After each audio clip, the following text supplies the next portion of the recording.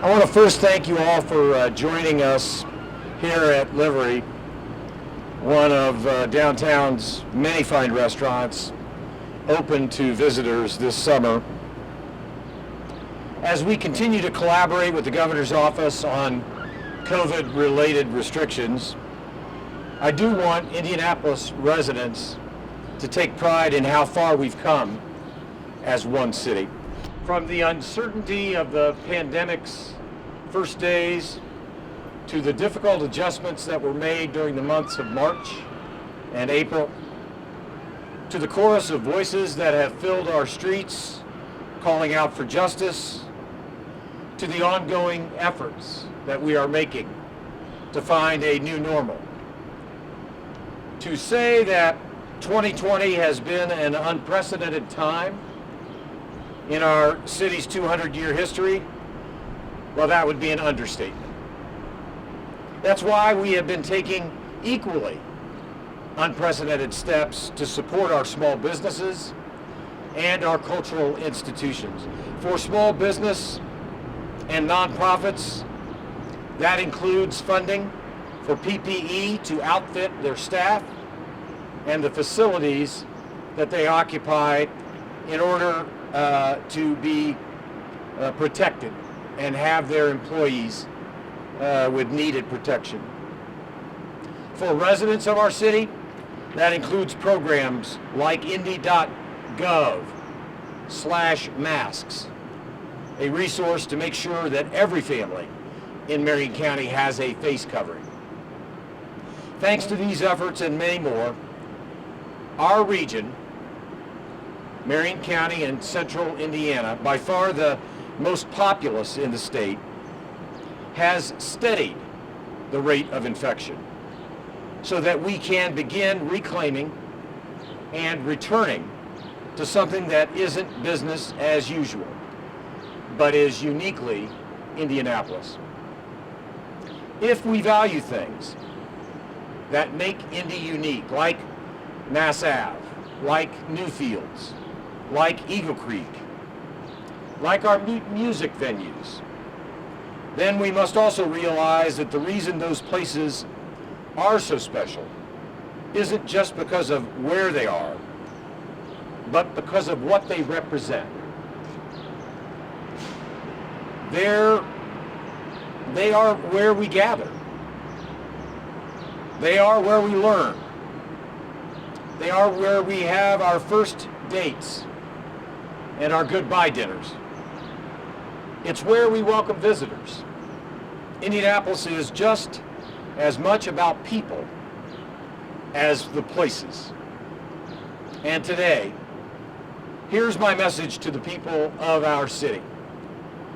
After a period of frustration, a period of mourning, a period of learning, we are coming back. Indianapolis is coming back. That's why today I am proud to join local business owners, as well as representatives from Visit Indy, Downtown Indy, the Indy Chamber, and the Arts Council, to invite residents throughout Indiana back to our capital city, Indianapolis. At this time of year, hotels in Indianapolis are normally enjoying 70% occupancy. Right now, I'm told they are averaging 7%. And our bustling restaurants have lost table seatings. Our cultural institutions have lost visitors. In short, our businesses have lost customers as our city's normal, regular drumbeat of tourists have stayed at home. They have been asked to stay at home. And now we are welcoming them back to our city. And standing behind our city's hospitality industry are 83,000 Indianapolis residents, men and women who depend on visitors for their paychecks. Visit Indy estimates more than 50% of our tourism workforce is now unemployed. That's more than 40,000 households who are aching. Now, as we continue to work with Dr. Virginia Kane and state leadership to continue to move our city forward, now is the time to safely invite visitors back to Indianapolis. Research shows that nearly 50% of Indiana residents plan to take a trip in July and August. Many of them are planning for a trip within driving distance. And we want to ensure that it's a trip to visit Indianapolis. To roll out the checkered carpet, I'm joined today by City County Council President Osili to announce that beginning next week, we will launch a $1 million regional and statewide marketing campaign to ensure that every resident of Indiana knows that Indianapolis is back open for business. Utilizing federal coronavirus relief funds in partnership with Visit Indy, this campaign is called You've Earned It. You've Earned It. And it will run from now until Labor Day. And it will encourage visitors to take advantage of our reopened economy. So when you turn on the radio, flip on your television, visit YouTube, the city will be delivering a message that ensures Hoosiers of one thing primarily: the cultural, the culinary, and the live music capital of the state is open and here for them. Just as importantly, we will be reminding everyone that it isn't enough to support the restaurants, the cultural venues, and small businesses that fill our city. We also have a personal responsibility to ensure we are enjoying those experiences in ways that protect ourselves and those around us. That is why we will continue to encourage those working in the hospitality industry and those interacting within it to continue practicing safe social distancing whenever possible. Above all else, we encourage people to wear the face coverings when out in public to help keep Indy open. This summer, our city is celebrating 200 years as Indiana's capital, and our status as the economic and cultural centerpiece of this great state. So to our fellow Hoosiers, we're excited to invite you to join us here in Indianapolis. Learn more about all that is open. Learn more about the special hotel deals at visitindy.com/youhaveearnedit. We're back in business. Indianapolis is open again, and I encourage everyone to engage visitindy.com/you'veearnedit. And now I'm pleased to present to you and introduce the president of the Indianapolis-Marion County City County Council, my partner, Osili. Councilor.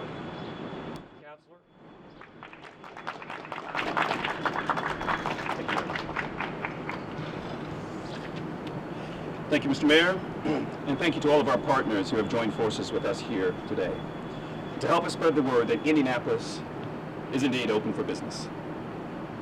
As Mayor Hogsett has said, the past few months have been a time unlike any our city has seen before. We have faced and continue to face the twin challenges of a global pandemic and a national reckoning around racial inequities. These challenges could have caused all of us, and have caused all of us here in Indianapolis, a lot of sleepless nights. As a community, we have risen a few mornings bruised by the fight against COVID, and for racial equity. But we are not and will not be broken. The proof of that is every map that pops up on the evening news showing Indiana and Indianapolis holding its own against the spread of COVID-19. It's the City Council, the City County Council coming together to unanimously declare racism a public health crisis and making the fight against it central to our work together. It's Mayor Hogsett and his team working with our council to approve emergency funding for small business loans and grants to help nonprofits get their PPE that they need to get back to work. It's this group of people standing around here today working together to support our city's restaurants, museums, cultural institutions, small businesses, and hospitality venues. And it's the willingness of our local residents to wear a mask. Put that mask on, step outside, and let's care for each other. I'm sure over the past few months it's been easy to feel that one individual or one family can't make a difference in the fight against either the COVID-19 or racial inequity. But the truth is, you have the power to strike a blow against both by one, putting on a mask, and two, visiting our black and brown owned businesses. Many, if not most, of our city's local businesses have been hit hard by the coronavirus pandemic and the ensuing unemployment, as the mayor mentioned. But data from the Marion County Public Health Department, the IUPUI Polis Center, and the Fairbanks School of Public Health have consistently shown that our black and brown communities have been hit the hardest in terms of both lost lives and lost livelihoods. I've heard from many of you in recent weeks who care deeply about the challenges Indianapolis is facing and want to help. So today I encourage you to head online to indy.gov/masks to get face coverings for yourself and your family, and then head outside to support our black and brown businesses, and let's lead our state and even our nation through our unbreakable example. Thank you. And I will ask next the president and the head of Visit Indy, Leonard, to come forward.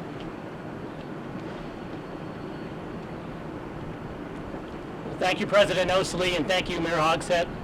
Thank you to everybody on the mayor's team and in the City County Council for all of your efforts during these very challenging past 4 months. The Visit Indy has been around since 1923, so we came in 5 years after the last pandemic.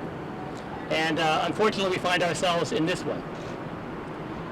And it's been a very difficult 4 months, and as the mayor noted, there's very high unemployment, particularly in the tourism industry right now.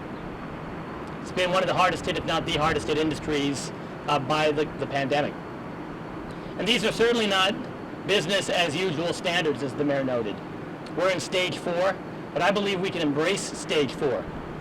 Stage 4 people can enjoy the cultural assets, the restaurants, the visitor experience that we've offered in the past by being smart, by wearing their mask, by socially distancing.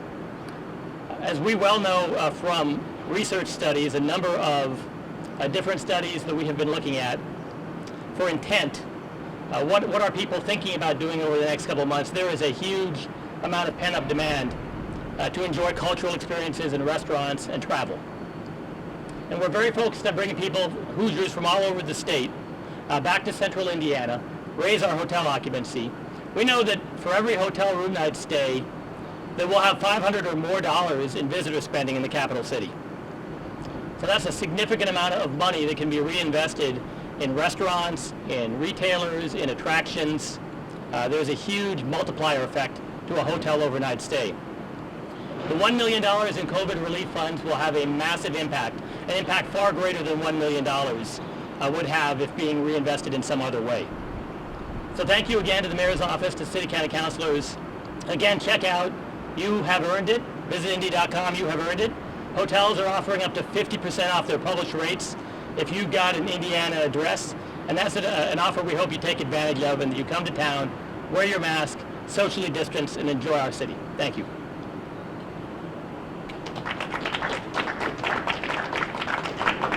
Questions? Are you at all concerned about the potential rise in coronavirus cases? We see that in Florida, Texas, New York, other states that are actually reversing course and going back to COVID reasons. Are you concerned about that happening for us? Yeah, of course we are. We monitor that on a daily basis, working very closely with Dr. Virginia Kane, and frankly working with the governor and the state board of health. I know the governor is going to be having an announcement later this afternoon. We're going to be interested in what his announcement will have to say. And then just a preview, at some point tomorrow morning, I think Dr. Kane and I will be available to give everyone an update as to what the City of Indianapolis is intending to do over these next few days. But we continue to monitor it. Look, so far, so good. But you're absolutely right. When you see what's happening in other parts of the country, you're constantly monitoring and very wary. So we'll hear what the governor has to say this afternoon, and then I'd invite all of you to come join with us tomorrow morning. Dr. Kane and I will be giving a Marion County update.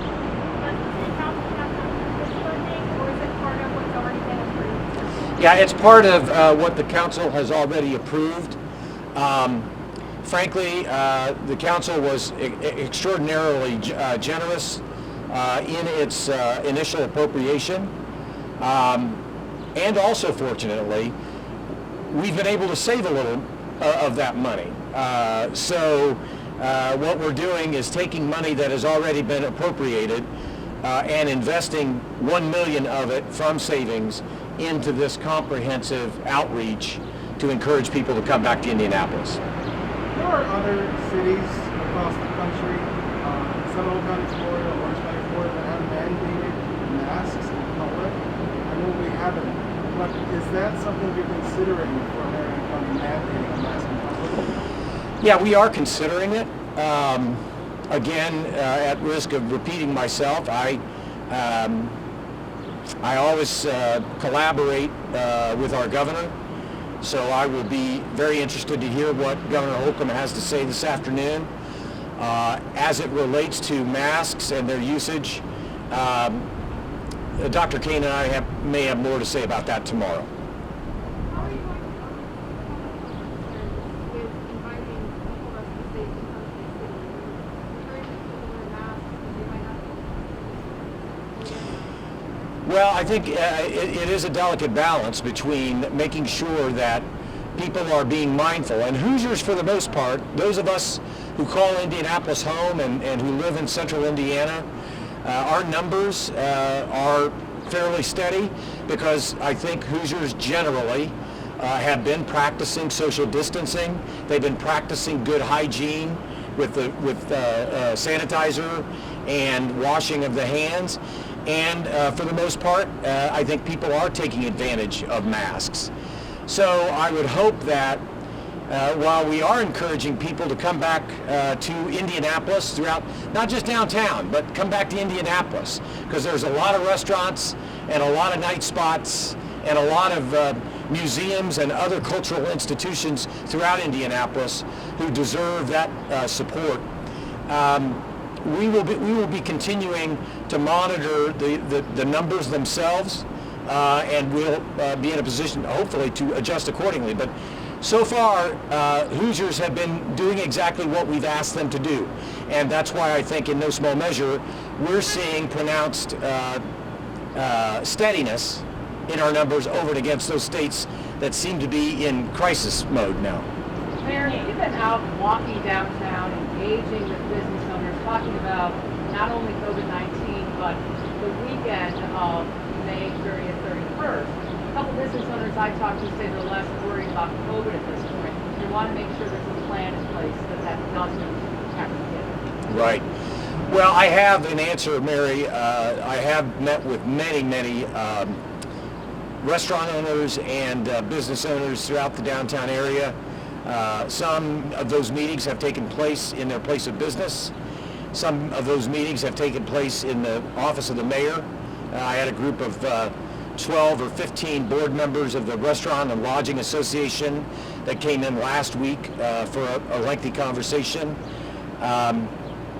Just this Thursday, we'll be meeting with some business owners over at downtown IMPD headquarters. So those are ongoing conversations. Of course, we want to make sure that we are doing everything we can as a community, cooperatively, to not only bring our businesses back to where they deserve to be, but to also keep our city safe. And obviously, those decisions are made by me in consultation with IMPD command staff. Can you tell if there has been a plan to address should something like that happen? Yeah, I think that adjustments have been made. I would defer to IMPD for more technical or specific adjustments that have been made. But I do think that for the most part, we've seen a prolonged period of calm, and I hope it continues. But we remain vigilant because this is not just, as you, I know, appreciate, this is not just an Indianapolis issue. This is a national conversation that's taking place, and we need to be part of that. Michelle will have her last question. Yeah, sorry. After walking down Mass Ave just before this, looking for the dinner service and finding very unusual masks like this. What would you say to those holdouts at this point? Well, I would say that in order to protect yourself, to protect others, maybe even family members, that wearing a mask is a very easily doable step that you can take to protect yourself and others. As I said in response to an earlier question, Dr. Kane and I will be talking about mask usage, and we may have more to say about that tomorrow. But I really do want to be deferential to what the governor has to say this afternoon.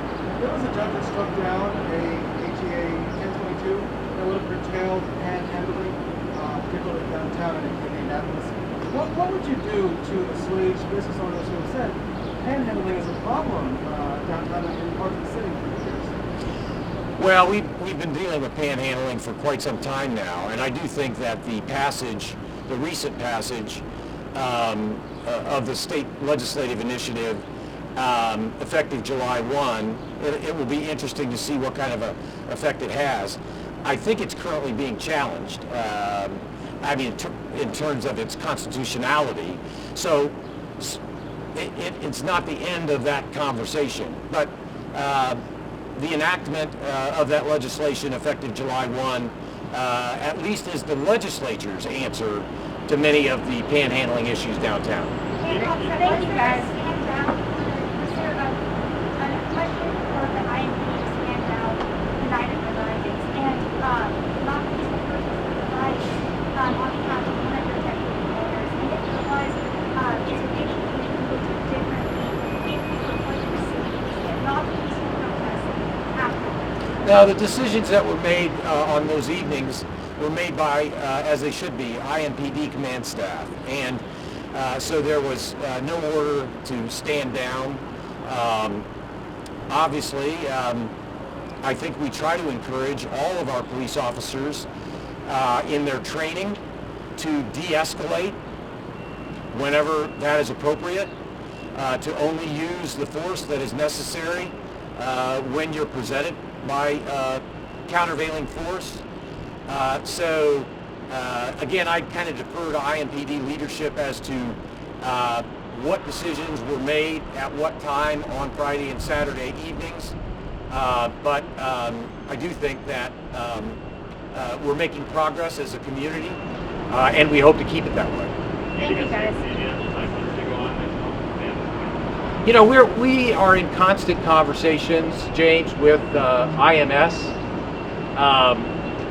I am aware of what they announced earlier this week about essentially reducing the overall number of attendees by 50%.